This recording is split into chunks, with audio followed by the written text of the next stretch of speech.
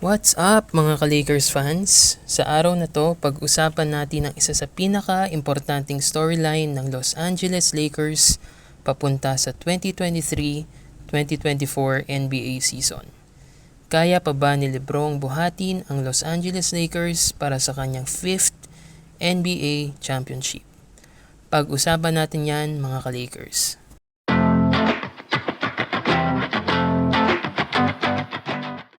Last season, ipinakita sa atin ni LeBron na isa pa siya sa pinakamalakas na basketball players sa buong mundo. Nagtala si LeBron ng 28.9 points per game, 8.3 rebounds, 6.8 assists noong 2022-2023 NBA season. Pasok din siya sa top 10 scoring leaders sa taon na ito. Nagtala rin siya ng pinakamataas na points per game para sa isang 38-year-old NBA player. Ang record na ito ay dating hinahawakan ng Celtics legend na si John Havlicek na nag-average ng 25 points per game. Habang si Michael Jordan ay nag-average ng 22.9 points sa Washington Wizards. Maganda man ang naging statistics ni LeBron last season, hindi natin pwedeng ipagkaila ang naranasan niyang shooting slump. Last season ang pinakamababa na 3-point shooting percentage niya sa isang taon mula ng 2015-2016 season sa Cleveland Cavaliers. Ano ba ang pwede nating asahan kay LeBron sa simula ng panibagong season na ito? Kung titignan natin ang statistics, ang pinakamagandang scoring season ng isang 39-year-old NBA player ay ipinakita ng Jazz legend na si Karl Malone. Siya ay nag-average ng 21 points per game noong 2002-2003 NBA season sa Utah Jazz.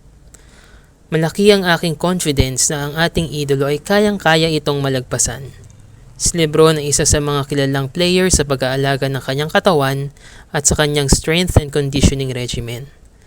Nire-report na gumagastos si LeBron ng $1.5 million sa kanyang katawan taon-taon. Sa aking estimate, si LeBron ay maaaring mag-average ng 23 to 25 points per game next season. Mas mababa ito sa nakaraan niyang season sa Lakers. Unang-una, nalagpasan na ni LeBron ang scoring record sa NBA. Wala na siyang rason para piliting pang makascore. Alam naman natin si LeBron ay isang pass-first player. Ikalawa, ang 2023-2024 roster ng Los Angeles Lakers ay isa sa pinaka-talented na team na nasalihan ni LeBron. Marami ditong kilalang scorers na sila Anthony Davis, Austin Reeves, D'Angelo Russell at Rui Hachimura. Hindi ko inaasahan na kakailanganin pa ni LeBron na buhatin ang team na ito sa scoring. Ikatlo, maaasahan natin ang ball handling responsibility ay malilipat na sa kamay nila D'Angelo Russell at Austin Reeves, gaya ng nakikita natin sa playoffs. Magiging malaking tulong ito para mapanatiling fresh si LeBron sa playoffs. Balikan natin ang una nating tanong. Naos na ba si LeBron? Ang aking sagot, isang malaking hindi.